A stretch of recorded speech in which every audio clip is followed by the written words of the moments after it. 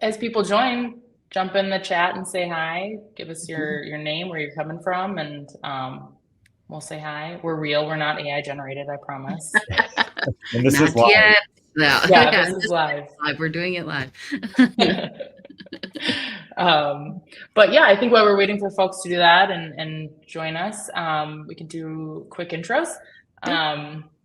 I am Jamie Duong. I'm the Senior Marketing Manager at Celarity. I've been here for about almost 2 years, I guess. And this is our second AI chat as a group of 3, which is really fun. We did our last one in May, I think, which in the AI world is a lifetime ago. So lots to catch up on. Lifetime.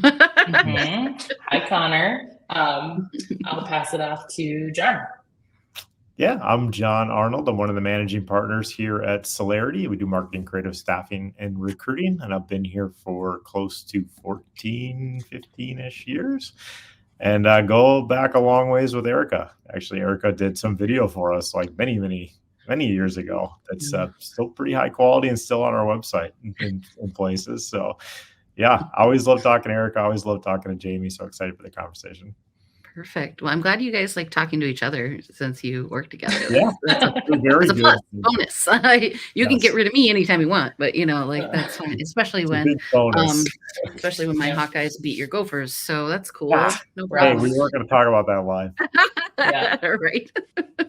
I'm Erica Hanna. I am the co-founder of Camcorder AI, which is a video generative AI platform meant for marketers to help you make more content faster and easier.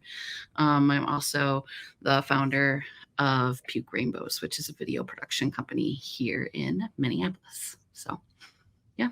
And the coolest name. I love that name. I don't know if I know the origin of that name.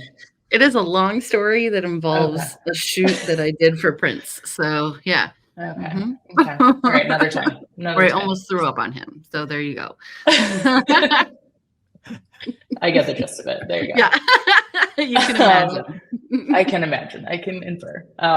Well, cool. Well, we're here to talk about AI, which, like I said, we chatted back in May, but just a really different landscape. And we're kind of doing a look back at all of 2023. We're on the heels of ChatGPT's first birthday, November 30th. So I know it feels like for some of us forever that it's been around, but it hasn't. It's just barely over a year old. And then we'll talk about kind of our hopes and dreams for next year, what cool things that we think will come out, what we hope will come out, and then maybe how we're using it today, and hopefully get some questions from folks joining. And we got some experts. We're all really AI curious, AI fanatics. So, but I know there's a lot of you out there too. So hit us with your questions. We're really excited to hear from you. But like I said, so 2023, ChatGPT just launched. I don't have the exact numbers in front of me, but it was the fastest growing tech platform ever, right, Erica? Yeah, I think you threw that in there. Absolutely. Yeah, faster than like Instagram, TikTok. 100 million users in like the first month or so, which is insane. And it took TikTok 9 months to reach the same milestone. It took Instagram 18 months to reach that milestone, which is crazy pants. That's just wild. Yeah. And I think I was just reading a New York Times article today about how it kind of, it shocked all of us, like in, various industries, but it kind of disrupted Silicon Valley too. It was something like nobody really expected it to make the splash that it did. And it seemed to happen anyways. And since then it's kind of been off to the races, like, Meta, Google, Microsoft, they've all been, diving into the deep end of the AI pool. So it's been really cool to see what's happened throughout the year. A lot of big, highlights, milestones. And that's kind of what we're going to start here. So Erica, what are some of the moments throughout 2023 that you think are the biggest, to call out when it comes to AI? Yeah, absolutely. So, one of them, ironically enough, just happened today. Google just released Gemini, and it's mind blowing, to be honest. Like it's just so cool. We're talking about that and the fact that, for example, this technology can sort through 200,000 research papers in a lunch break and then compile all the data for you.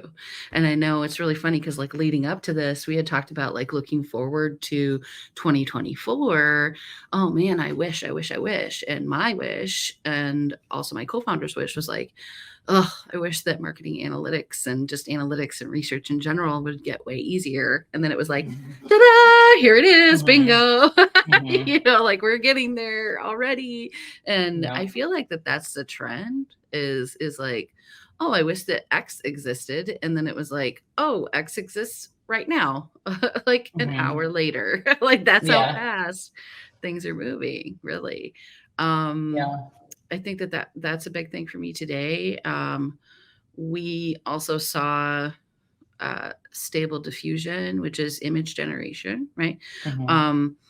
Kind of release some of their back-end video stuff a couple weeks ago, and everyone's been playing around with that and doing really cool things. So I'm excited about that as somebody who works in that visual space for sure.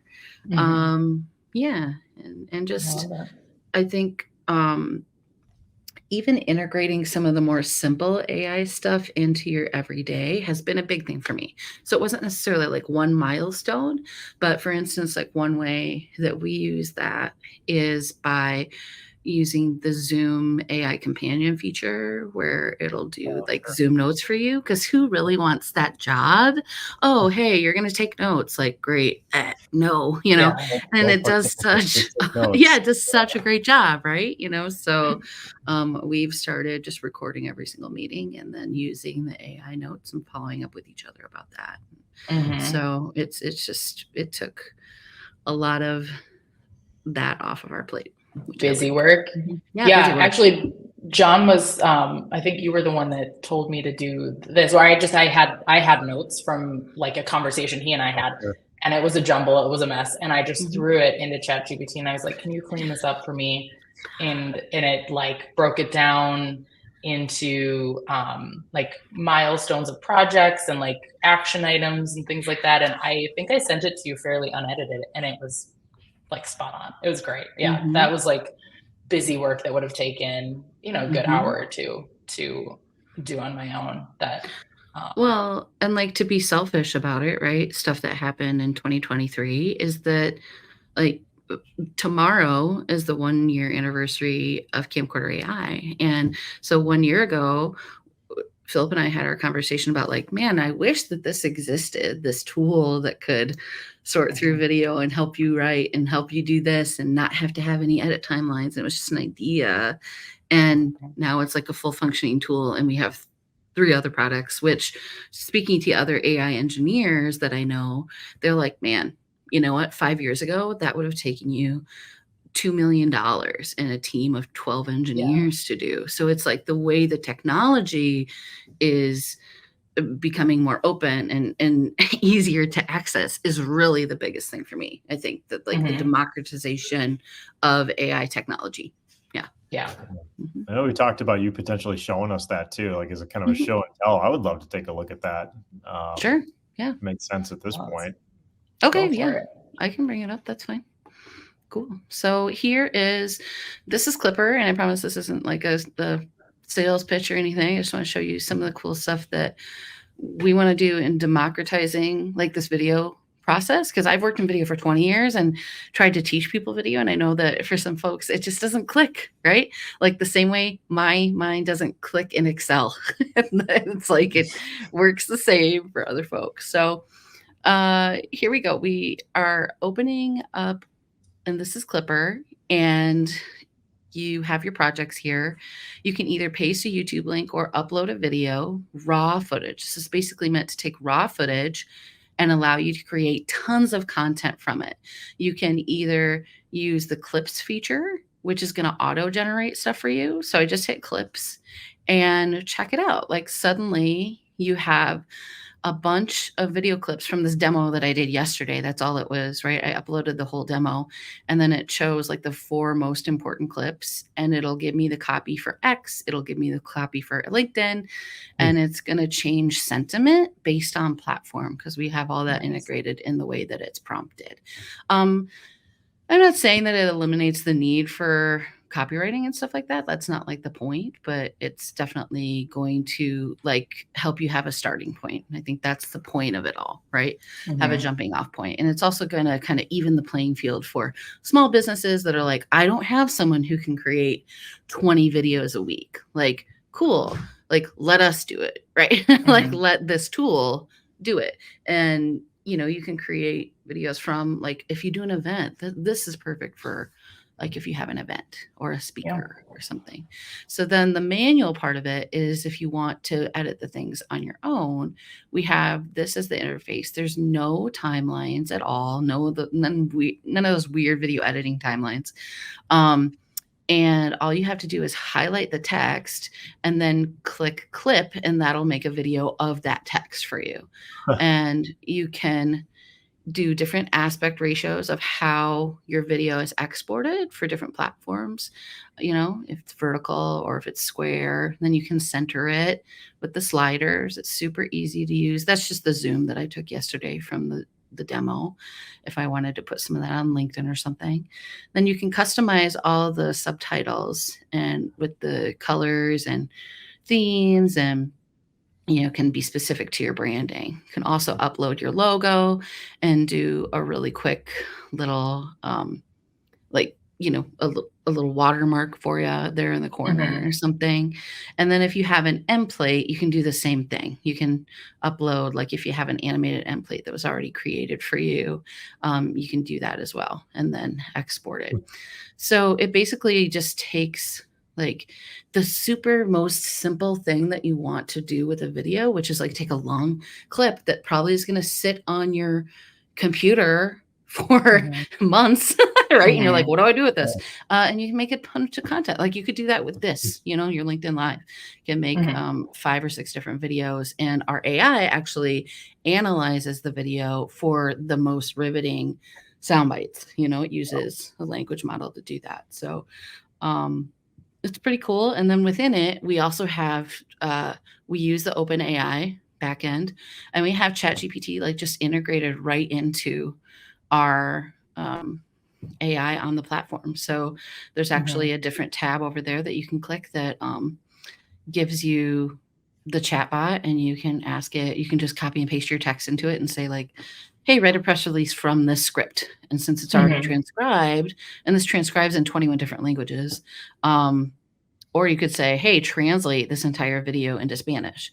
So it's really great for folks that have multiple offices across the world. So, yeah, that's kind of what we got going. So just, this is really cool. So just so like I can wrap my head around it, right? Like I could just load up, maybe do a video of me and Jamie talking about something for 30 minutes, load it up in there. It'll take and say, hey, these 5 or 10 things you guys talked about, these clips would be great to share on X platforms or you know, LinkedIn or wherever.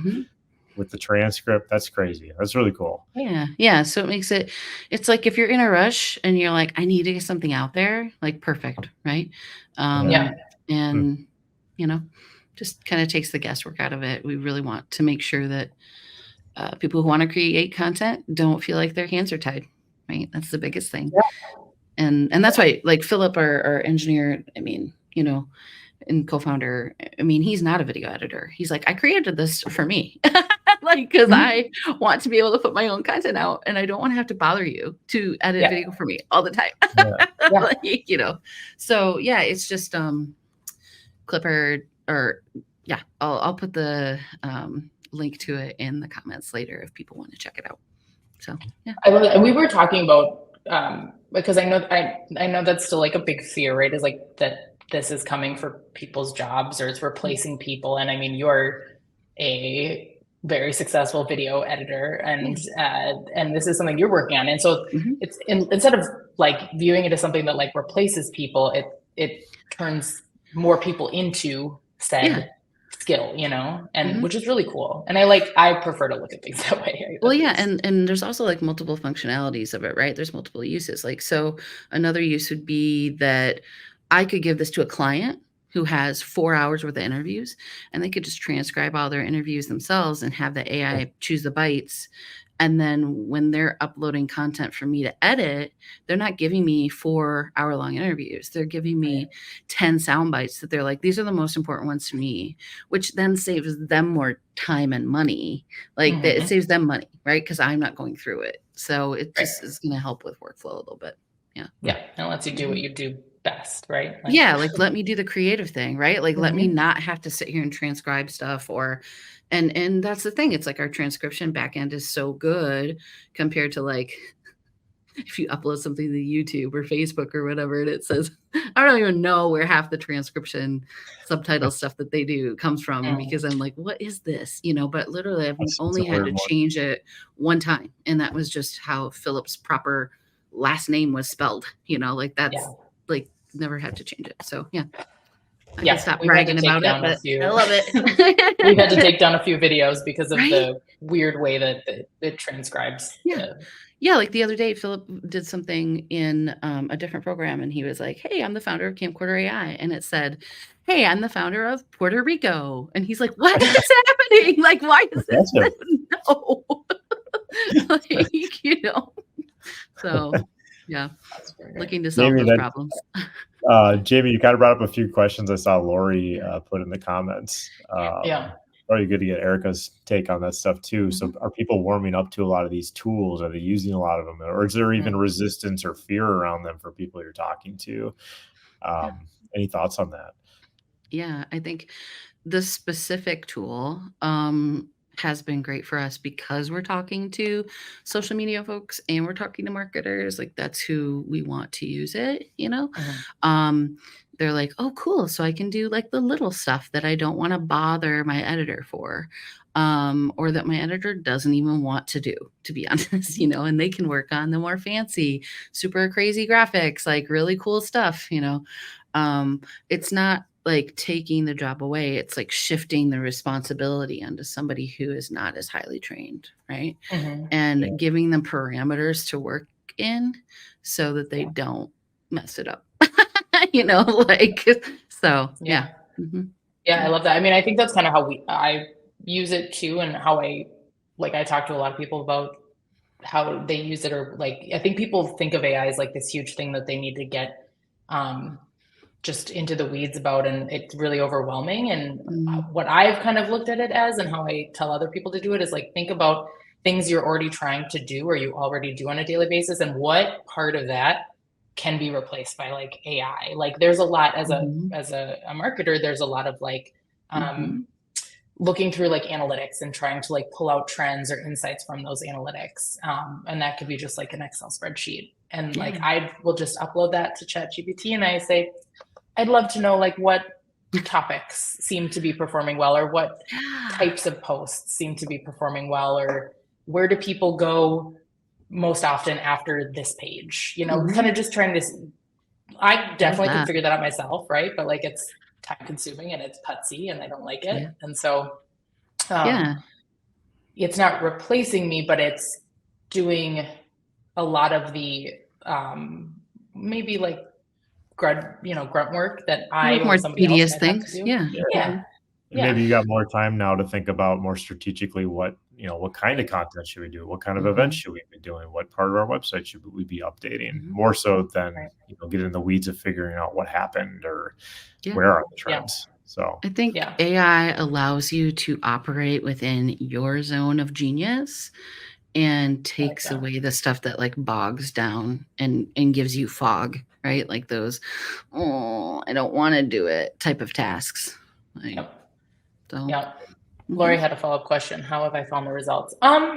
Pretty good. I'd say they've been um helpful for like high level trends. So like um things like days of the week to post, or like topics and content. Um it it doesn't do a lot of um like maybe the more creative, imaginative, strategic things that you might get from like human to human. That's one of my hopes for 2024. I think it becoming more of that like human thought process will be huge, but it's very much like, if this then that, like it's just very rudimentary, but it like helps me communicate some pretty basic insights to other people on other teams. So like it can spit out graphs that I can say like, hey, this is like the trend of engagement or traffic or things like that, that like, again, I could definitely create myself, but it's just, I don't really want to. And so I found it really helpful. That's kind of what I've noticed for myself. Jamie kind of summed it up really nice, is that if I have an end idea of what I want something to look like, I've been using these tools a lot just to help me get there way faster. And I usually don't start without knowing where I want to go. I usually end up, being like, oh, I want to write like a LinkedIn post about this event I was at last week. I have some like rough sketch notes and I have a photo. Like that's kind of where I start. I know what my end result is, but instead of spending, 1 or 2 hours formatting the notes, looking up additional information, it just takes that down to 10 minutes. It formats it, cleans up my thoughts, my notes, like, so it's really just kind of helps me get places a lot faster, I've noticed. But yeah, it'd be interesting in the future if it gives, even better suggestions of like, hey, I see you're posting about this, this might be an even better idea to post about based on, well, and to your point, John, like when you're talking about events like that, you could take something like, it's ChatGPT or it's Clipper, whatever you want to use, whichever tool, very similar technology, that you can just ask the folks like, hey, can I get the replay of that? And you can ingest your entire video with the link, right? And say, it like chooses it for you, and then you just say, write me a blog post and write me a LinkedIn thing and write me a thing. And it doesn't mean that that's like your final product, but then you massage it and make it Celarity's voice. And it's like a jumping off point. Well, it's kind of, how many times have we been at a conference, right? And we all get super excited hearing a speaker talking about how we should be doing something in some way. Like, so I envision like next year, potentially where you get a conference like that, you get like an outline of things you should be doing. And then you can just like load that into this prompting machine and it like asking you about your own company or your own brand and be like, well, how are you doing this? Like, are you doing this? Like what? And then just kind of, you're basically doing the workbook based on what you've learned or what you're excited about trying to get done.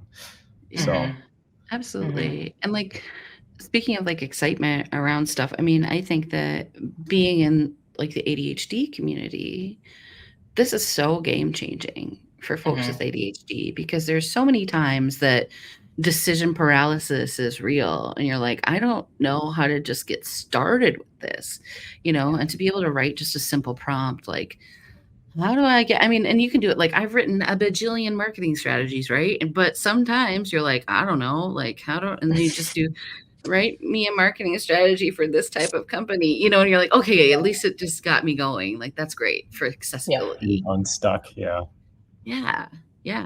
So and to answer Lori's second part of her question, so people who are fearful they will be replaced. I think we've all definitely heard that sentiment, and I think that's really real.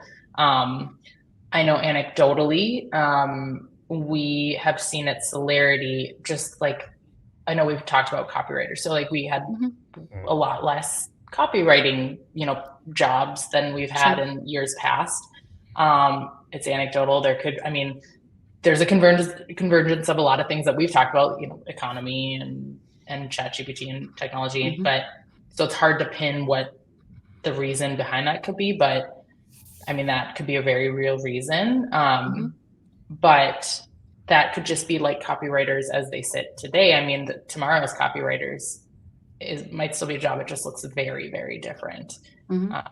So I think replaced is maybe not the right word, but maybe like augmented, it's just going to look different. It's not going to be like wiped out completely is what I would say, I guess. Absolutely. Same thing with like the invention of the printing press, the invention of radio, the invention of like the internet, right? Mhm. like sure, the internet made it so much easier to find certain things, do certain things, whatever, but it also created a bunch of jobs too, so Yeah. the people that were Yeah. doing the older things now shifted into a newer type of job, right? I mean, Mhm. just 20 years ago when I moved here, like I was editing video tape to tape in a newsroom, clipping together Yeah. pieces of tape, which is wild. And now I can like generate a piece of video by typing in a text prompt, Mhm. like I mean, Yeah. it's the same job, just looks way different, Yeah, and Yeah. even so to your printing press thing, when I first got into the industry, like pre-press specialists were a big deal. So like helping put layout before you went to Mhm. literally go print something on a flyer or a newspaper or something Yeah, like that. That was still a job 15 yeah. plus years ago. But And now, yeah, if you think about it, those people probably with that skill set have now become UX UI designers, right? Or it would have made sense if they did, right? Because yeah, it's like Mhm. yeah, they get content layout, they management systems, understand layouts. Yeah, where people want to go, where people want to look, so things will just, yeah, like you said, Jamie, it just kind of augments it and changes, shifts. Pivots. yeah. Yeah. And I could Yeah. see a lot of those copywriters instead of just being asked to write a blog for somebody, maybe they are helping them take their head up a notch and saying, well, what are you doing for the rest of the year? How are you going Mhm. to turn this blog into an email, but also a video or also a Yeah. Mhm. podcast? Like, let's help get more content out there in different ways. And like, what's the Mhm. plan Mhm. for the follow up to this? And how's that going to help your Mhm. SEO for the website and how you get found? So I think it Yeah. kind of elevates the whole thought process a bit for some of these, copywriters Yeah. too. Absolutely. I think that's a Yeah. great point. Mhm. I love that. So as we're like future, gazing, what do you Yeah. guys see as like hopes and dreams for the next year? Yeah. Wow. Um, Big John, question. you wanna go first? Yeah. Me first, hopes and dreams. Oh no. Well, we talked a lot about kind of like the personal assistance angle. Mhm. I think it would be really cool from the idea of like, we log into so many different systems to get things done during the day. Like we have a recruitment software. We also have LinkedIn. I also have my emails. I also have text messages. There's a lot of these different things I'm like communicating on. And a lot of times, like if I get a new resume from somebody, then I got to download it. I got to re-upload it. It's got to be rescanned. I got to enter my notes from when I talked to them today on a Zoom or coffee. So like there's a lot of this stuff where it's like I feel like really cool next year possibility is streamlining a lot of that stuff where I could just Mhm. tell a personal assistant bot or something like, hey, I just had this conversation. Here's my notes. Here's the resume. Can you go update my system for me? And then also schedule a follow up or do a write up for my client to submit their Yeah. information. Like that's all stuff I do and I use some of these tools to help with, but to like streamline the process of me instead of going to each place to like Mhm. have everything kind of just helped out, that would be incredible. Yeah. Not to mention from a personal standpoint, like planning trips or something like that. Like, hey, I want to go to Mhm. Florida. This is the general areas I like. Can you just go find some open hotels and like activities that I like, and just Yeah. do everything for me and book the Mhm. Yeah. flight? That's stuff that can. Mhm.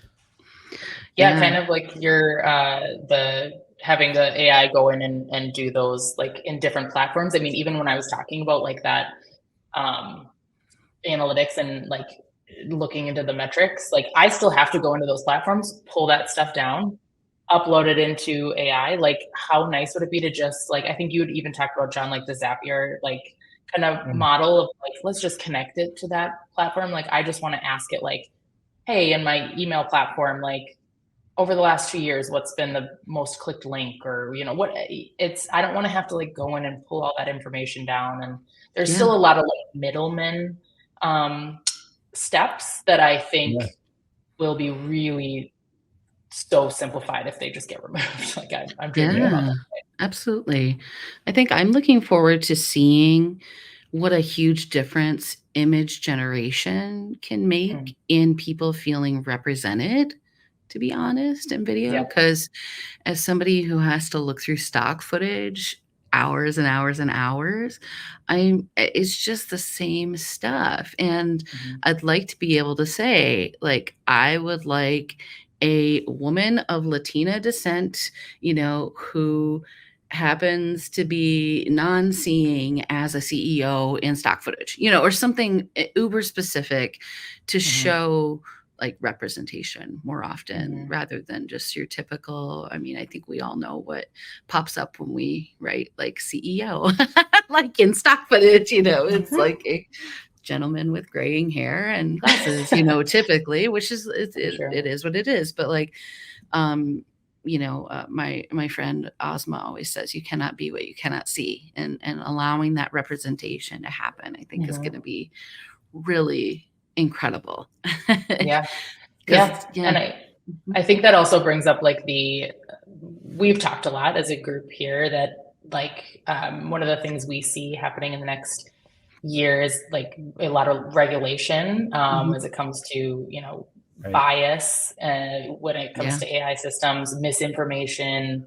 I mean, we all know we're coming up on an election year. That's going to be a really big topic of conversation, and how those technologies are being used and regulated. And I think healthcare will be a big space too.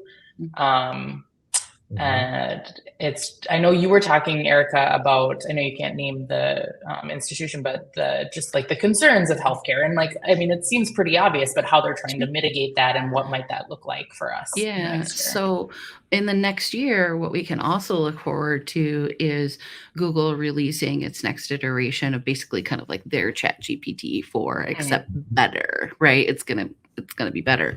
And what they're saying is that you'll basically be able to run it locally, and meaning you're not going to have to connect to the internet at all, which is going to be huge for institutions like we were talking about, like a very big hospital that shall not be named, but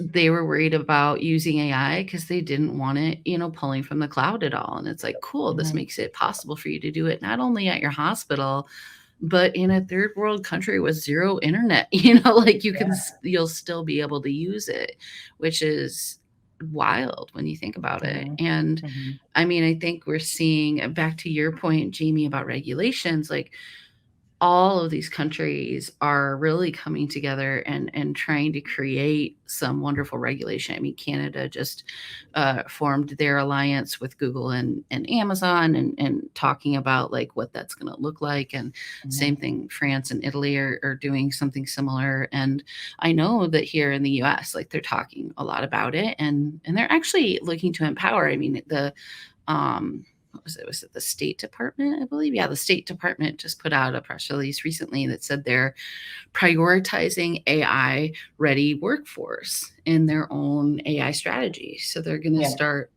like, turning all this data that they have that's just been sitting there, government data, into real world diplomatic insight on like how to better serve its people, So finally. Sorry. I know.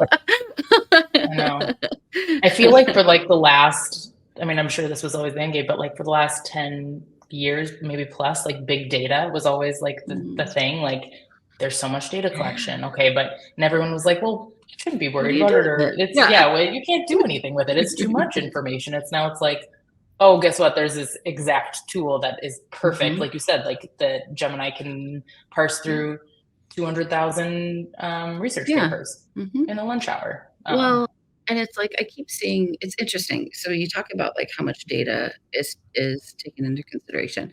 I keep seeing people say like, oh, AI is going to make all your advertising super personalized. But I think what folks are forgetting is we've already kind of been through that era of hyper personalized advertising, and people hated it. Like they were out by it. Like, no, don't do that. Stop advertising a sweatshirt to me that has my name on it, Facebook. That's creepy, but applying that AI technology to personalize content, I think, is going to be where people like really flourish, right?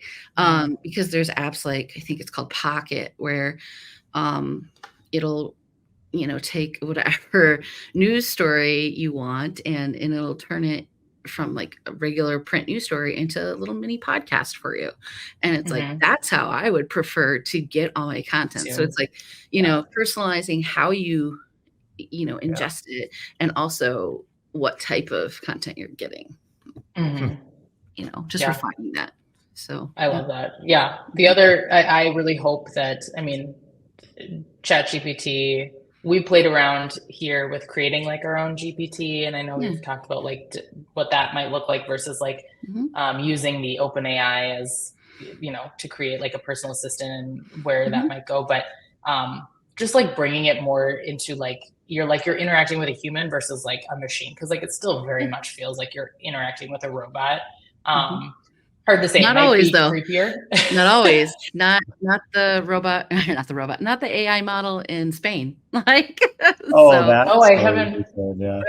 Yeah. So this advertising company kept getting requests for influencer models, and kept getting requests for like a certain type of influencer model, and they didn't have anyone on their roster that was that. So they basically created this like quote unquote by beauty standards perfect woman to be their influencer model. And suddenly she's making, $10,000 a month in influencer deals for their agency.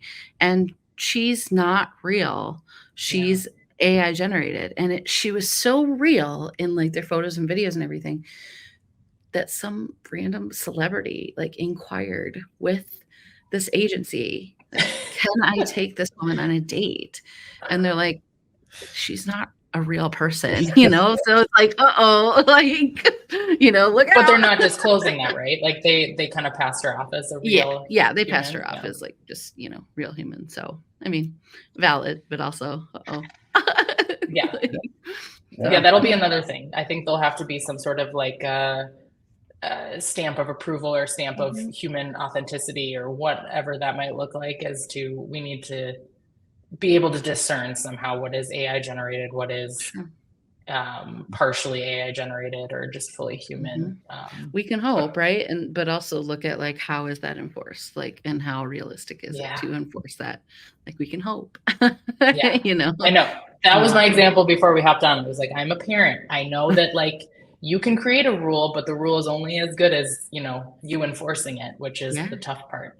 So we'll see. And I think this year we'll test that for sure. So it'll be interesting to see, but especially since, like it's going to be the year of video in AI, we've been immersed in text for the last year, and here it comes, especially with Stable Diffusion releasing all their stuff and letting anyone play with it non-commercially. So it can't be sold, but still like it's a lot. So I know. Well, we're coming up on 40 minutes. I feel like it's been 5 minutes. So I know, right? Well, so for us, it's been an hour and 40 minutes. I know. We've been talking about this. We could talk about it for days. It seems like it. But before we hop off, any last thoughts, any resources you all want to share with folks? I know we can drop that into the comments too as well, which we'll do that for sure. But just any last final thoughts for folks? Erica, you want to go first? Yeah. I guess for people looking to kind of stay up to date on AI stuff, I really like subscribing to the AI Impact Lab newsletter. I'll put a link to that down in the comments below. Also, just reiterating, if you're looking for a certain type of AI or a certain tool to help you, Futurepedia is like a wiki for AI, so that's a good one. And then if anybody wants, you can try Camcorder AI for free. So just go clipper.camcorder.ai, and I'll put a link down there as well, and just click the try for free. And then if you use code Celarity, we'll also give you 3 months for the price of one. So surprise. Yeah.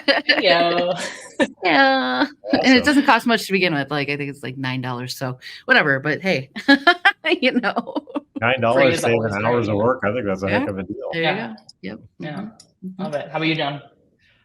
There's so many resources out there. Erica just listed a ton of good ones. I just recommend people just dive in. A bunch of different tools. Follow the news, what's happening.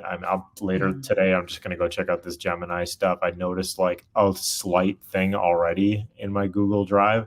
I was moving a couple files over to something I haven't been in a year, a file, and it knew just based on the title of my document and the content of it that I was likely going to move it to that folder, which I literally have not opened in a year. And I was like, well, that was pretty mind blowing. So there's like a lot of little things like that I'm excited later today even to check out. But yeah, like just log into these tools and just try them out. Like just have fun with them. That's the best way that I learn. And then have fun.